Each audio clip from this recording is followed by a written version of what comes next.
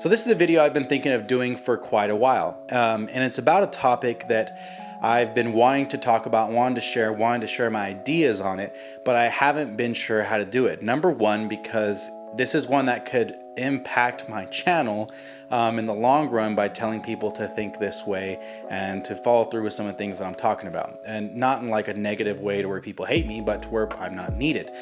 The other reason is because I didn't quite know how to put it correctly to where it wouldn't scare people off. But it's an opportunity to combat all the gear acquisition syndrome that people have been dealing with. And it's this mindset of photography and videography minimalism. Now, photography and videography minimalism isn't like minimalism that you would think of whenever it comes to the clothing or the way your house is set up, etc., to where you're only keeping things that you constantly use and you're trying to eliminate as much as possible and you're trying to live off of the bare minimum, etc., declutter. For example, it's not so much as, oh, you know what, minimalism, I've got 2 pairs of jeans, 2 pairs of shoes, 10 shirts, and that's it. You can have as much gear as you need for your specific job or for your hobby, but it's taken into account the thought of, I don't want to have redundancies, because redundancy is a waste of time, waste of money, and also the thought of this, of if I have something that does everything I need to do and it's amazing, but there's another product that does the exact same thing and it's cheaper, why would I go for the higher priced one other than to say I have the higher priced one whenever this does 90% of things it's supposed to do? Now, I've already gotten in trouble, got yelled at, and have been scolded online for using this point of view whenever it comes to my X Pro 3, a camera that I loved, I used for 2 years for all my professional work. But the only thing was, once I got the XE4 and the XS10 in hand, I realized they did 95% of the things that the X Pro 3 did, and that it's fiscally better to get the XE4 or the XS10 or whichever camera and move on from the X Pro 3. Photography minimalism is a way, just like with regular minimalism, to stop spending money, stop the gear acquisition syndrome, and get more money back into your pocket to go into things you'll actually need, whether it's travel so you can take new photos, or it's the ability to buy more lenses. So that's one example. Another example that's come up is my 90mm f2 situation that really disappointed a lot of people. Now, the 90mm f2 is my favorite portrait lens of all time. I think it's Fujifilm's best portrait lens. The amount of sharpness with compression, with background blur you're getting is absolutely fantastic. But the only thing with that is I got the 50mm f2 in my hand, and when shooting that side by side with the 90 and realizing that if I step up to create my frame in the same way the 90 would look, the compression is identical, the sharpness is identical, the performance is identical, and the price is what's different. For 2 times the price, I have my 90mm f2 over my 50 f2. So what did I do? I sold my 90mm f2 because my 50 f2 does the exact same thing. And so photography minimalism is all about breaking down the gear that you have, not only with lenses, not only with cameras. Now let me preface and say, if you're a wedding photographer, if you're a sports photographer, I understand the need to have identical backup. But other than that, I have to just tell you that if I'm you, I would say if you're not doing wedding and you're not doing sports, the need to have 2 identical bodies really doesn't come into play. If you want to have 2 cameras set up, why not have 2 cameras that can be successful doing the same thing but in 2 different roles? And if you're someone who shoots Fujifilm, this is a lot easier for you than any other camera company. Photography, videography, minimalism isn't about the idea of let's get rid of everything and let's do 1 lens only, let's do 2 lenses only. No, use everything you need to use. Right now I have a 23 f2, a 50 f2, a 35 1.4, which is recording this video right now, which funny enough does a lot better job autofocusing in videos like this than the 23 f2, and I have a 50 to 140. That covers everything I need to cover. Not only that, I basically don't just have 4 lenses, I have 6 lenses because I have a MCEX16 adapter, which puts my lenses, anyone I want to use, into a macro lens. So that counts as another lens because I can change anything like the 50mm f2 into a macro lens. And also I have a 1.4 time teleconverter for my 51.4, which inherently gives me a somewhere around, if I'm correct, a 100 to 350 f4 lens. So I'm looking pretty nice and dandy whenever it comes to that. A little bit further clarification is all those lenses, they're not really breaking the bank. Now the 50-140 is $1,000 lens. I got it for $950, shipping out the door to me. But at the same time, the 35-1.4, the 23f2, and the 50f2 aren't lenses that break the bank. And they also aren't lenses that a lot of people say are the best Fujifilm lenses. They're not the sharpest, or they're slow, they're f2s, etc., etc. But again, with photography and videography, minimalism, the thing you want to think about is I want all my lenses to set a specific purpose. And with that purpose is, how am I using this? Am I using these in low, dark light, or no light? Am I using these for video? Am I using these for photo? Am I using these for yada, yada, yada? What are you using them for? The point is to not buy a lens because someone on YouTube tells you it's a great lens. The point is to not buy a lens because you like the unboxing or because you like the sample images. Because 9 times out of 10, when you're watching these videos that do zoom ins into charts and things like that, it's not really something that the average person is going to do. Number one, you're not shooting charts professionally. No one's paying you to shoot a chart and to send them a chart that you shot. No one's paying you to shoot a brick wall and then send them 40 photos of a brick wall and they're gonna hang that up in their house instead of their family photos. What they're paying you is to take photos of them as the subject. Now, there are situations where you're putting them in left third, right third, etc. But at the same time, are you really in any event like that going to put them in the far corner to where they're falling off? I mean, if you look at what the videos we're watching when it comes to shooting charts, we're looking in the far corner as if we'd ever put a subject there for sharpness. Now I get it, maybe you shoot landscapes, but again, if you're putting the focal point of your landscape in the corner and someone's really peeping that hard, you didn't do a good job shooting your image. And photography and videography, minimalism, puts this into account. Now, you may be thinking, you know what I need is the 50mm 1.0. It's the sharpest lens on Fujifilm, it's the only lens I want. Listen, if you're not into weddings, and if you're not doing nothing but portraits full time, that lens is overkill for you. There's no need to have it. I've seen about 5 or 6 of those right now for sale on Facebook over and over and over again. People wrap them, they've got all these things, this is a great lens, barely used even though it's a year old, only used it like 4 or 5 times. Well, you still touched it, still took it out of the box, there's still a chance it could be jacked up. It's not like new, it's used. People need to get that through their heads. But when it comes to that lens, 95% of people don't need it, but 100% of people lust after it because it's the idea that if I have this best stuff, it'll take me and my images to the next level. But what happens when you leave that lens at home? The idea of photography and videography minimalism isn't the idea of less is more. It's the idea of all that I have needs to suffice for all that I do. So for me, at a time during the pandemic, the 18f2 and the 35 1.4 were all that I needed with the X Pro 3. It got all of my work done, it got all of my hobby done, etc., etc. When the pandemic ended, I got back into sports photography. Well, the XH1 and the 50-140 became great for that. It wasn't that I'm getting more things than I need. It's the fact that I'm getting exactly what I need for the exact situation.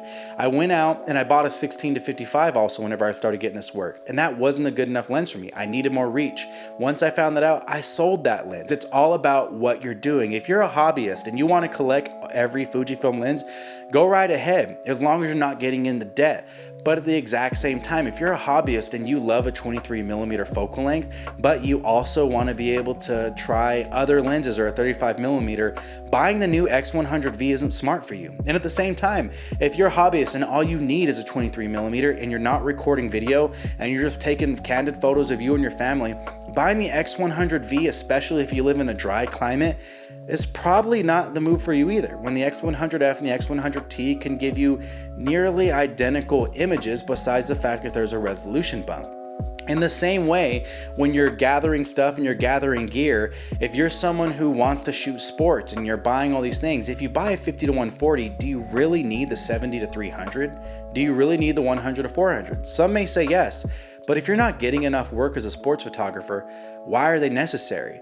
As soon as sports season ends or I decide I'm getting out of sports, let's say I get back into weddings, I'm telling you right now, there's most likely a chance that 50-140 may go and that 90mm f2 may come. All it depends is, are you fluid enough to get exactly what you need? I'm avoiding the mistakes I made as a young photographer and as a young man buying things I don't need. A lot of people see an XH1 and an XC4 downgrade from an XT3 and an X Pro 3, which I've had in the last year. And I don't, because they're two cameras cameras that do 95% of everything those other cameras do. The X-H1, more importantly, other than the sensor, does every single thing that the X-T3 can do.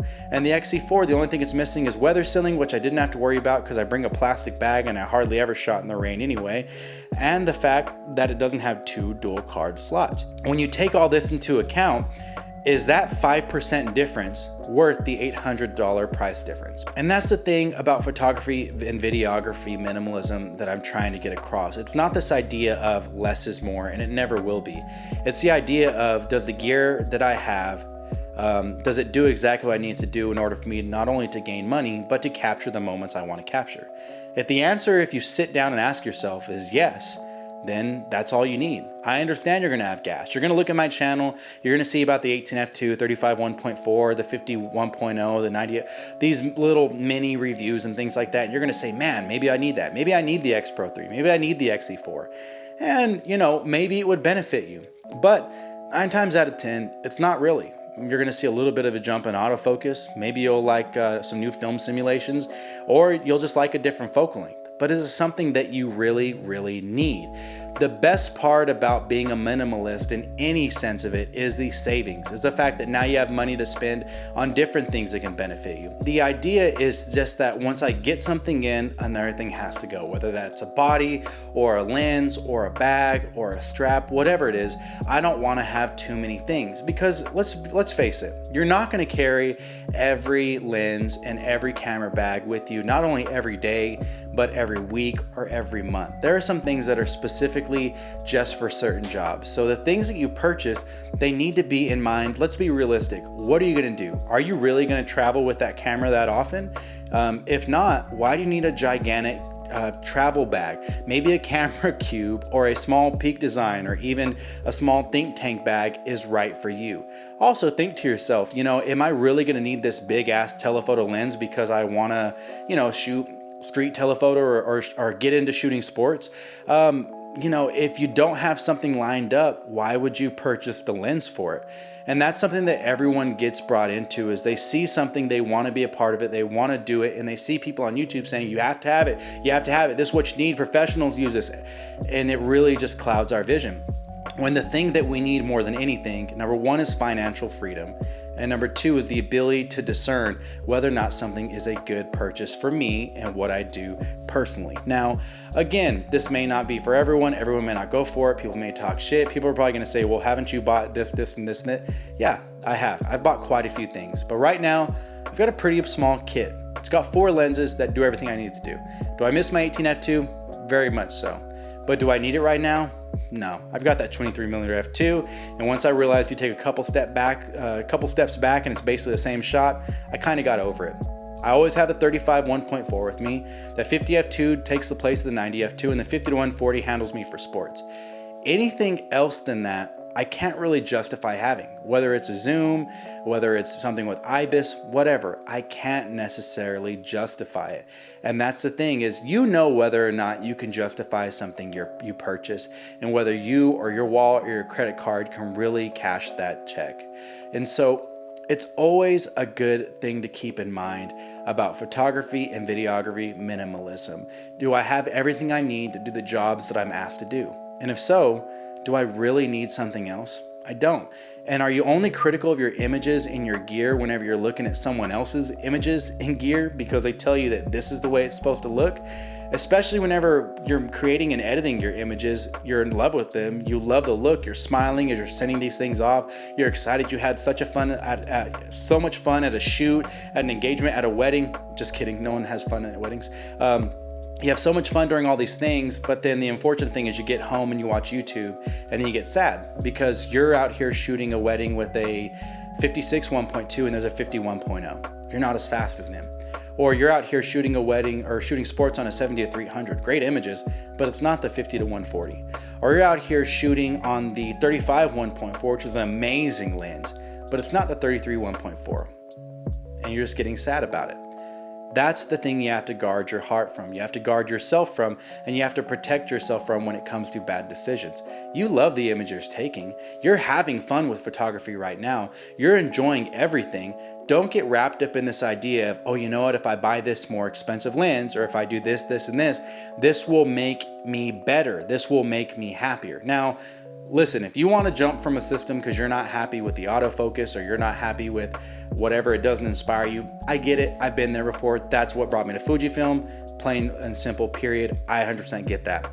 But when the idea is my images will be better if I do this, my workflow will be better if I buy this, I can't say that's something to justify. Because listen, 9 times out of 10, your images are great. You're just not in love with them because you spend too much time being in love with something that someone else tells you is better, is the best, is professional. When again, I have to tell you, you're not professional because you're gear. You're professional because you're a talented professional. So I hope this whole rambling kind of made sense. I'm not sure if it does. Who knows if this video will ever see the light of day. If it does, you'll notice because it'll be on YouTube. And if it doesn't, you'll never hear about it because I'll keep it in the archives and throw it away in the cell for no one to be ever able to view. But I hope it's one thing that everyone keeps in mind, is that this idea that I've brought up, photography and videography minimalism, it has nothing to do with, like limiting yourself on what you can own, whether it's bags, lenses, filters, whatever. Just buy the things that you need that are going to help you with the job you need to do. And listen, if you're a hobbyist, let me just tell you right now, you probably don't need that top of the line flagship camera to be happy. You probably don't need the top of the line flagship heavy ass lens to be happy. What you most likely need is just something that you're willing to pick up and walk around with and create with, that you're not gonna probably hate yourself for lugging around everywhere. So a 50mm 1.0 or the 56 1.2 from Canon may not be your best bet. But on the other hand, an 18f2, a 35 1.4, let's say again you're looking at Sony, the 50mm 2.5. Those are all lenses that are small and you're more likely to carry around. And just think about that too. If you're wanting to create, you should probably grab the thing that makes it easiest for you to create and makes you, I guess, less intimidated to walk around and create with. I don't like to bring a big ass lens everywhere I'm going. I don't want to have to talk to people. So a small inconspicuous body with a small inconspicuous lens for a lot of people on YouTube and a lot of people watching this video, it's probably going to be more than enough for you. But I don't want to help you make your decisions. Name of the game, man, is to make money and to not be in debt. And so I hope this helps out some people. Again, I'm rambling, don't really know what to say. I didn't know how to put this in. I had notes, they're written on my hand, and they wiped off. So good luck with this. Minimalism. Have a good one.